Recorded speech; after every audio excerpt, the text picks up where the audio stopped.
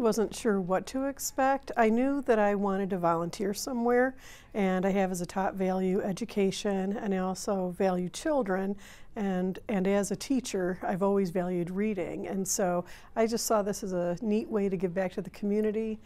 And doing it with a friend made it something special too, because we could talk about our experiences even though we weren't there together. I'm just amazed at the growth that occurs with these students over their year, how they can start out and seem to be, at times barely be able to read, to then by the end of the year they're all reading books with small chapters in them, and they're learning how to have expression. Another thing that just really strikes me is how proud they are of themselves. The confidence levels grow.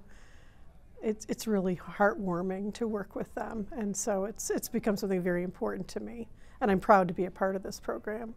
I once had a student who I wasn't going to get to her that day because she ended up having to go to another type of session, but she came back, and as I was packing up to go, the teacher brought her up to me, and the little girl, she just looked crushed. She looked like she was going to cry.